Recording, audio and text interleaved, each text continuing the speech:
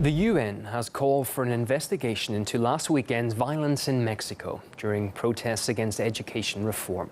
10 people were killed and more than 100 injured in clashes with police. Ya se descargó esta, güey.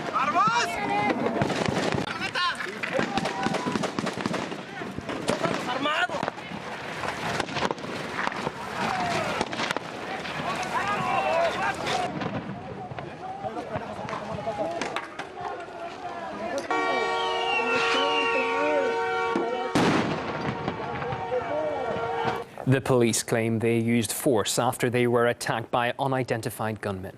But officers are being accused of gunning down peaceful protesters. Disputes between teachers and the government are ongoing. Despite the notoriety of the Mexican police, they continue to receive support from Washington. Here's RT's Caleb Maupin with more. Mexico's police are infamous for brutality and corruption.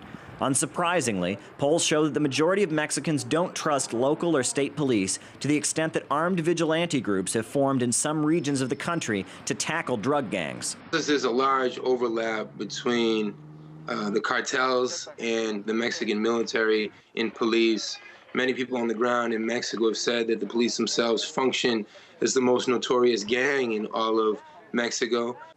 Despite this reputation, the U.S. continues to arm and train Mexico's police force, with billions of tax dollars and at least 45 American facilities being put forward to assist them.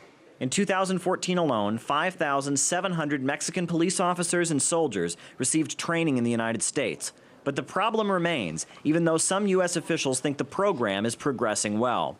Our dialogue with Mexico is very good. We are, in fact, talking about the right things. The Mexican government is, in fact, moving in the right direction. And I believe our challenge is to ensure that we've got good coordination.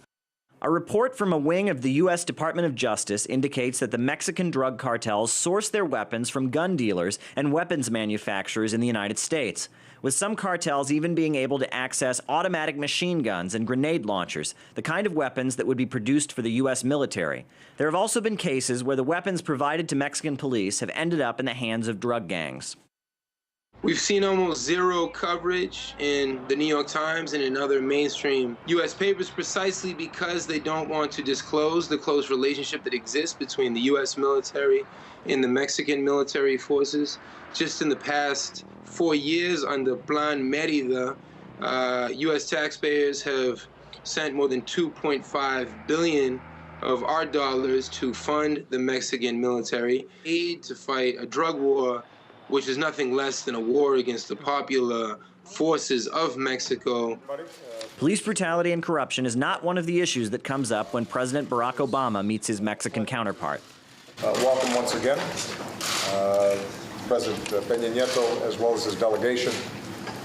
It's appropriate that our first meeting of the year is with one of our closest allies, neighbors, and friends. And moreover, Mexico, a close ally and neighbor, can expect to keep receiving Washington's help in the form of weapons and money for the Mexican police force. Caleb Maupin, RT.